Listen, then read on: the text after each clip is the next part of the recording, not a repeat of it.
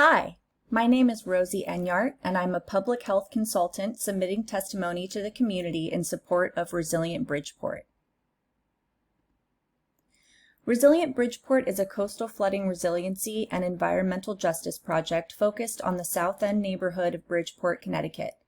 It involves three major projects: a stormwater management system and the development of dry evacuation routes, a coastal flooding defense system, and a coastal flooding resiliency education center.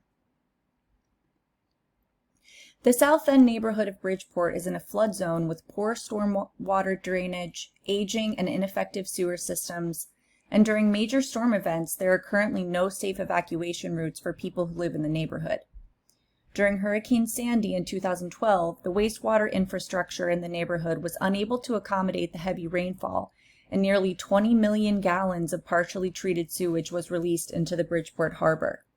Utility companies were unable to service the area, and 41% of Bridgeport residents were without power for over 4 days. After the storm, many businesses in the neighborhood were forced to close, worsening economic conditions in the area.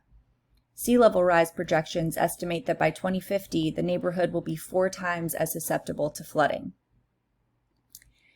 And the South End of Bridgeport is home to public housing residents, vulnerable populations, and is considered by the Connecticut Department of Economic and Community Development to be a distressed community.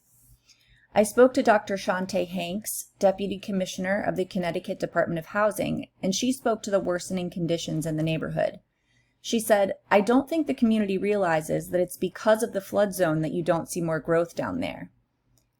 The neighborhood status as a flood zone has kept it largely excluded from development in recent years."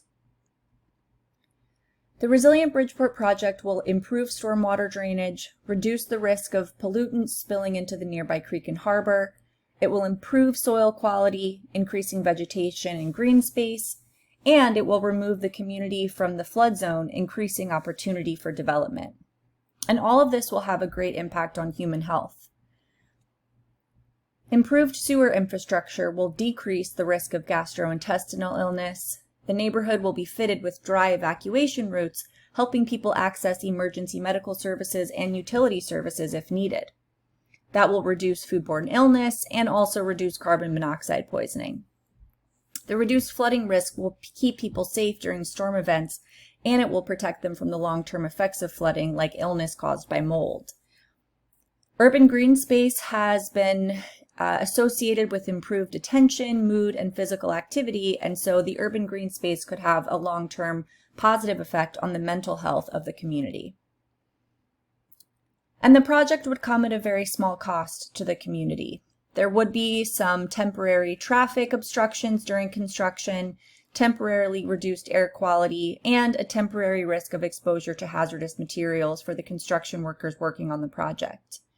But I believe that the public health benefits of this project outweigh the disadvantages that may be caused during construction, and I'm in favor of this project and hope the community sees the long-term benefit of supporting the project plan. Thank you for your time.